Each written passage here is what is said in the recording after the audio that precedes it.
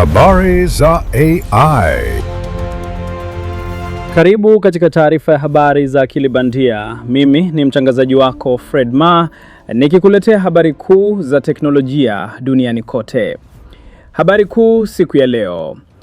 AI yaongeza uzalishaji kazini, lakini wafanyakazi wanalalamika kuelemewa na kazi. Workslop yatambulika rasmi kama tatizo jipya kazini, na kampuni zalaumiwa kwa kulazimisha wafanyakazi kutumia AI bila mwongozo. Karibu uandamane nami. Hizi ni habari za AI. Tuanze habari zetu.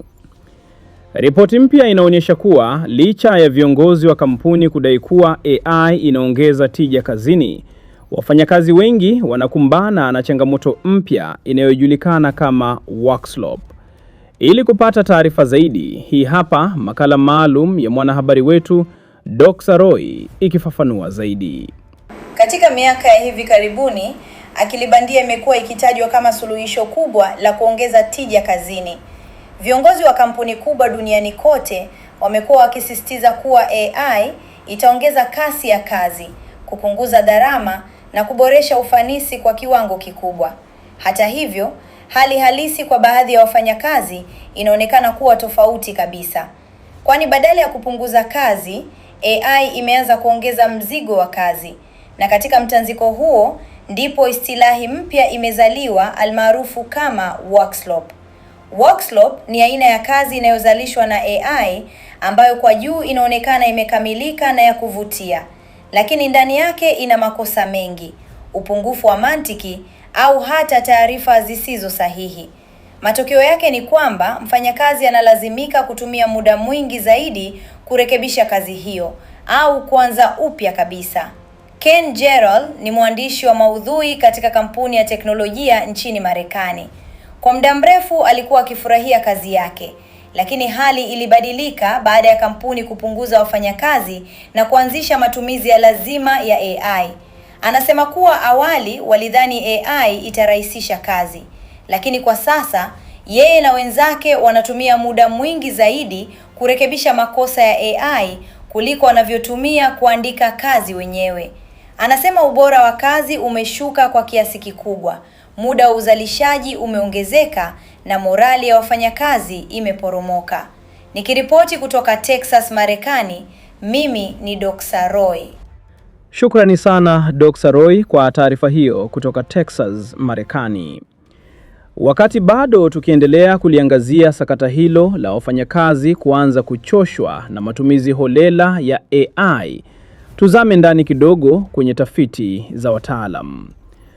Utafiti mpya uliofanywa na Jeff Hancock, mtafiti kutoka chuo kikuu cha Stanford, ambaye pia ni mshauri wa kisayansi katika kampuni ya Beta, umebaini kwamba 40% ya wafanyakazi wanasema AI haiwaokolei muda wowote, huku 92% ya viongozi wa juu wa kampuni wakiamini AI inaongeza tija kazini.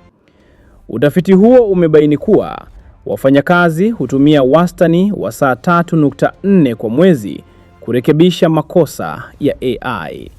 Kama alivyoripoti mwanahabari wetu Daniel Namangaya kutoka Dar es Salaam, Tanzania. Tafiti mbalimbali za hivi karibuni zinaonyesha kuwa kuna tofauti kubwa ya mtazamo kati ya viongozi wa kampuni na wafanyakazi juu ya matumizi ya AI. Moja ya tafiti hizo ni ule ulifanywa na Jeff Hancock, mtafiti kutoka chuo kikuu cha Stanford, ambaye pia ni mshauri wa kisayansi katika kampuni ya Beta.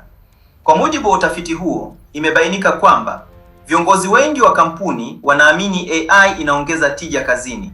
Wakati huo huo, sehemu kubwa ya wafanyakazi wakisema hawapati faida yoyote ya muda na badala yake wanabeba mzigo mkubwa zaidi.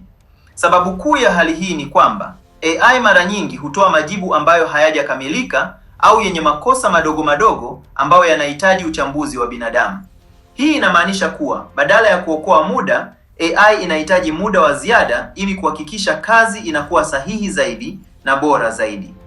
Wataalamu na watetezi wa matumizi ya AI kazini wanasema kuwa tatizo haliko kwa AI yenyewe, bali namna inavyotumika kazini. Hapa ndipo panaibuka hoja ya kujifunza jinsi ya kuandaa prompti bora. Katikati ya sintofahamu hiyo, kampuni nyingi zimewekeza kiasi kikubwa cha fedha katika AI na wakati huo huo zimepunguza wafanyakazi wake.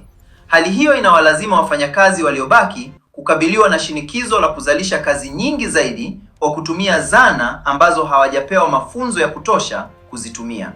Katika baadhi ya sekta nyeti kama sekta ya afya na utabibu, changamoto hizi zimeonekana wazi zaidi. Baadhi ya wataalamu wa afya wamejaribu kutumia AI kujibu maswali ya wagonjwa, lakini wamejikuta wakitumia muda mwingi kurekebisha majibu hayo kutokana na makosa au ukosefu wa usahihi. Hii inaonyesha kuwa pamoja na uwezo wake mkubwa, AI bado haiwezi kuchukua nafasi ya uamuzi wa binadamu katika maeneo mengi muhimu. Wataalamu wengi wanaamini kuwa AI inaweza kuwa na manufaa makubwa siku zijazo, lakini mafanikio hayo yatategemea mambo kadhaa muhimu yakiwemo: kwanza ni kutoa mafunzo sahihi kwa wafanyakazi, pili ni kuweka mwongozo wa wazi wa matumizi ya AI, na tatu ni kuwashirikisha wafanyakazi katika maamuzi kuhusu jinsi teknolojia hii inavyotumika. Kwa sasa, Fred Ma, picha inayoonekana hapa ni kwamba AI ni chombo chenye uwezo mkubwa wa kutenda kazi, lakini matumizi yake yasiyo sahihi yanaweza kuleta matatizo zaidi kuliko faida. Shukrani sana Daniel Namangaya kutoka Dar es Salaam, Tanzania. Mpenzi msikilizaji, mpaka kufikia hapa tunahitimisha kipindi chetu cha habari za AI kwa leo. Kumbuka, mwisho wa kipindi hiki ni mwanzo wa kipindi kingine. Nikusihi usisahau kusubscribe, kulike na kucomment. Pia usisahau kujiunga na mafunzo yetu ya AI Mastery. Mpaka wakati mwingine, kwa heri. Asante kwa kuwa nasi hapa YouTube. Tafadhali usisahau kusubscribe, kulike na kukomenti. Shukrani.